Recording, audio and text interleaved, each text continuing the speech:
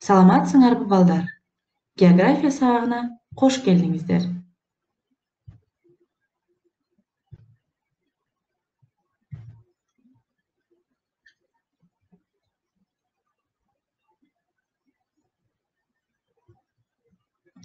Бүгүн биздин өтүлүүчү сабактын темасы класс калктын жайгаштыруу өзгөчөлүктөрү, калктын жыштыгы, калктын улуттук курамы. Үй тапшырма. Окуу китебинин 189-198 беттердеги тексттерди окуңуз. Суроолорго окуу китебинин 212 бетинде жазуу түрөөнүндө жооп бериңиз. Сабактын максаты: калктын жайгашкан жеринин географиялык өзгөчөлүктөрүн изилдөө, калктын тыгыздыгын жана этникалык курамын аныктоо. Сабактын планы: калкты жайгаштыруу, калктын жыштыгы, калктын улуттук курамы. Калктык аймак боюнча жайгашуусун көрсөткөн бирдик калктын жыштыгы. Калктын орточо жыштыгы калктын санын алар жашап турган райондун, өлкөнүн аянтын бөлүп, андан 1 километр чарчы жерге канча киши туура келе тургандыгы аныкталат. Тескерисинче аянтты андагы жашап турган калктын санына бөлсө да болот. Мындан да ар бир кишиге канча километр чарчы жери туура келе тургандыгын билүүгө болот.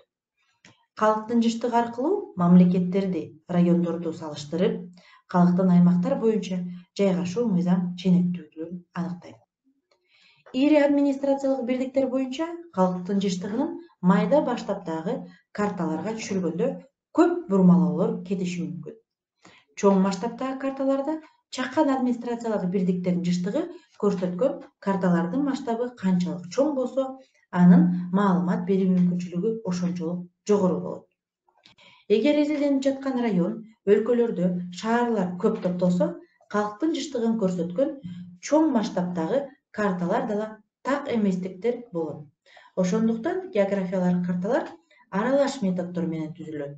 Орточо жыштык ар түрдүү фон менен, ал эми шаарлар функцион менен көрсөтүлөт.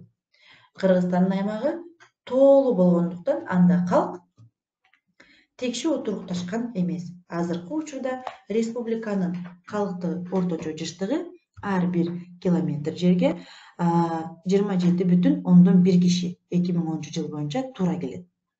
Республиканын калкынын саны өскөн сайын анын орточо жыштыгы да жогорулады.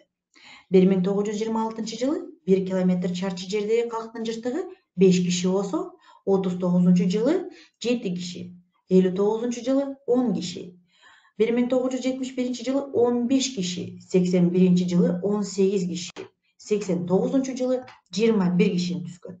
2003 жылы 24,9, ал эми 2017 жылы 27,10 киши болгон.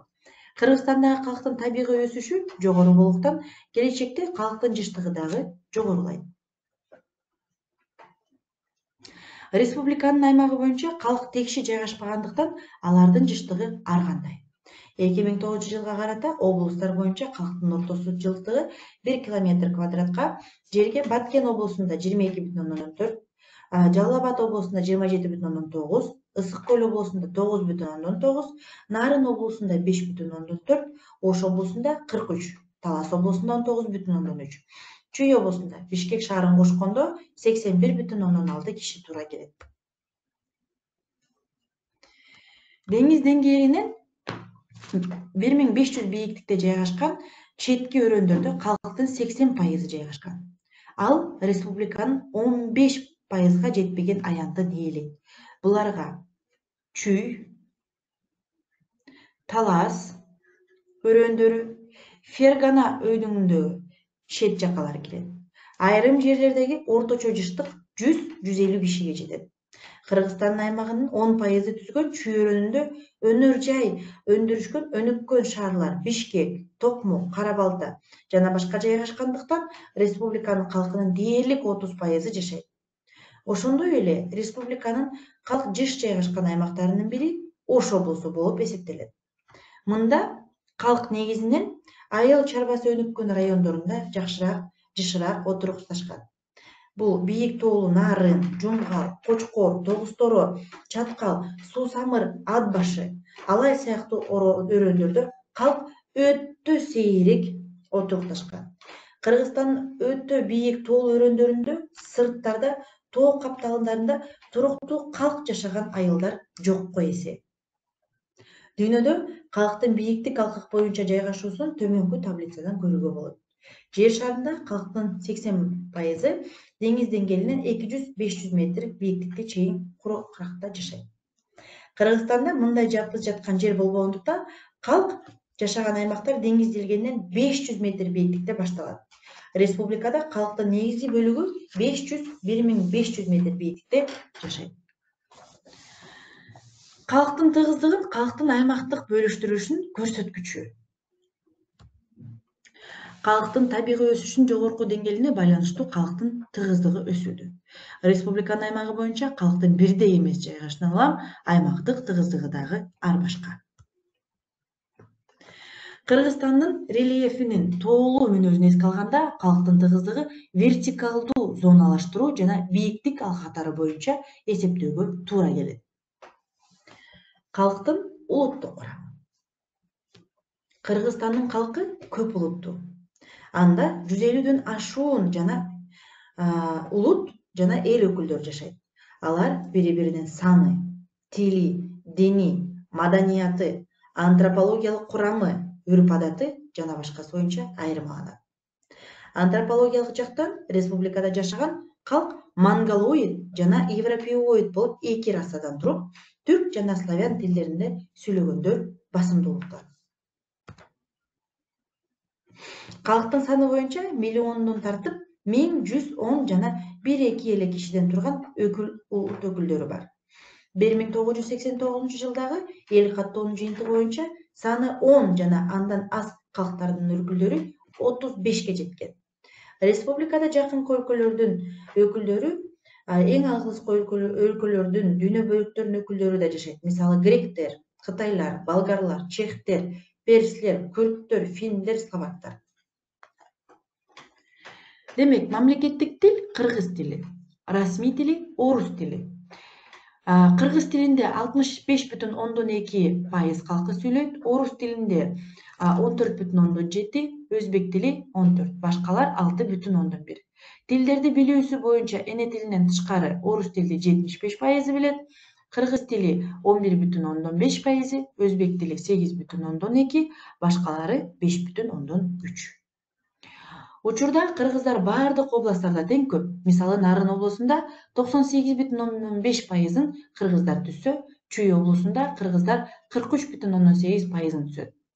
2018 жылдын башына карата этникалык кыргыздар 73,3%-ды түзгөн. Өзбектер 14,7%-ды түзгөн. Орустар 5,6%, тунгандар 1,1%, уйгурлар 0,9%, тажиктер 0,9%, башка улуттар 3,5%. Калктын улуттук курамы. Азыркы эл каттоодо калктын улуттук курамында төмөндөгүдөй өзгөрүүлөр болгон. Табигый өсүшү жогору болгон кыргыздардын саны 5,5%-га өскөн. Ошондой эле азиялык калктар, өзбектер, тунгандар, тажиктер, уйгурлар санынын өсүүсү менен бирге орустардын, немистердин, украиндердин, казактардын, корейлердин, татарлардын, еврейлердин саны азайган. Бул улуттардын санынын азайышы эмиграцияга байланыштуу. Жашаган элдердин бардыгы биригип, жалкы Кыргыз Республикасынын калкын түзөт. Алардын негизги максаты 1. Экономиканы көтөрүү, улуттук идеологияны түзүү, рынок мамилесине өтүү, ар бир адамга камкордук, элдер арасындагы достукту чыңдоо, эгемендүү көз каранды эмес, демократиялык, тең укуктук мамлекетти түзүү жана аны өнүктүрүү. Чыныгы демократиянын негизи калкты улутка, расага, жергиликтүү келгендерге, өз эл, башка эл жана улуу кичүү бир туугандарга бөлбөө болуп саналат.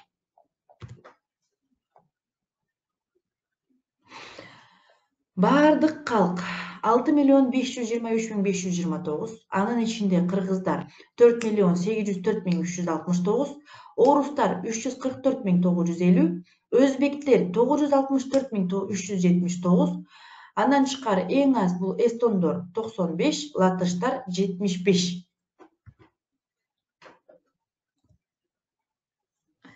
Республикада жашаган башка элдерден айырмаланып, кыргыздар өзүнүн санын көптүгү жана маданий менталитети боюнча баардык улуттардын алдында жоопкерчилиги өтө чоң. Алардын тили Кыргыз Республикасынын мамлекеттик тили болуп саналат. Муну менен катар башка тилдерди дагы өнүктүрүү маселелеринин алдында турат. Кош тил билүү, ал гана эмес, 3-4 тилди өздөштүрүү, мисалы орус, англис тилдерди билүү чыныгы маданияттуулуктун, дүйнөлүк коомго аралашуунун, прогресске умтулуунун жолу.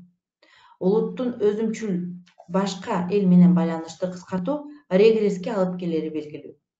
Кыргыздар Ала тоодогу Түштүк Сибирдеги эң байыркы элдердин бири. Кытай тарыхынын атасы деп эсептелген Кытайдын белгилүү байыркы тарыхчысы Сыма Цзянь тарыхый жазмалар деген эмгегинде алгачкы жолу кыргыздар Гянгундар деп аталыш менен Энесай менен Мунса жана Туга ойдуңдарына жердеги элдердин бирикмеси биздин заманга чейинчи 201-жылы катары эскерген. Кыргыздар биздин замандын 1-кылымына чейин белгилүү болгон. Кыргыздар бир нече жүздөгөн жылдар бою Энесайдын жогорку агымына Ала тоо, Теңир тоого которулуп келген. Энесайлык кыргыздар жергиликтүү Иран тилиндеги элдердин көбүнчө сак жана усун уруулары менен аралашуусунда пайда болгон. 9-кылымдын 840-847 жылдарында Энесайлык кыргыздар Манчжуриядан тартып Ала тоого чейинки зор мейкиндиктерди кыргыздардын феодалдык мамлекетин түзгөн. Ал мамлекет 9-кылымдын аягында кыйрап, 10-кылымдын экинчи жолу массалык көчүп келүүлөрүнүн натыйжасында Ала тоону мекендеген басымдуу эл болуп калган. Балдар, келгиле, алган билимди бышыктайлы. Кыргыз Республикасынын калкынын этникалык курамы кандай?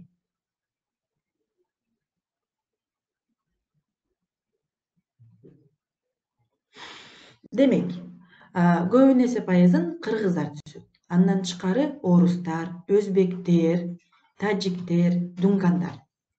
Алынган маалыматтарды калктын миграциясы боюнча сизге белгилүү болгон маалыматтар менен салыштырыңыз жана суроого жооп бериңиз. Миграциялык процесстер Кыргызстандын калкынын улуттук жана социалдык курамына кандай таасирин тийгизди? Демек, СССРдин курагандан кийин көбүн эсе латыштар, эстондор, Прибалтика мамлекеттери, орустар, украиндер, немистер өздөрүнүн мамлекеттерине кайтып кеткен. Ошондо булар социалдык курамына жана ошондой эле калктын улуттук курамына таасирин чоң тийгизди. Балдар, сабактан эмнени билдиңиз? Сабакта жаңы кандай түшүнүктөрдү колдондуңуз? Сабак материалы сизге кыйын болдубу? Суроолорго туура жооп бердиңизби? Эгерде бардык суроолорго туура жооп берип, материалды түшүнсөңүз, анда өзүңүзгө сабак үчүн баа коюңуз. Эгерде материал сизге түшүнүксүз болсо, анда окуу куралдарын окуп, жана ошондой эле интернет булактарына кайрылсаңыз болот. Үй тапшырма. Окуу китебинин 189-198 беттериндеги текстти окуңуз. Суроолорго окуу китебинин 212 бетиндеги жазуу түрүндө жооп бериңиз. Балдар, ушуну менен сабак соңуна келди. Көңүл бургандарыңыз үчүн чоң ыраазычылык билдирем. Ушуну менен кийинки сабакта көрүшкөнчө сак саламатта калыңыздар.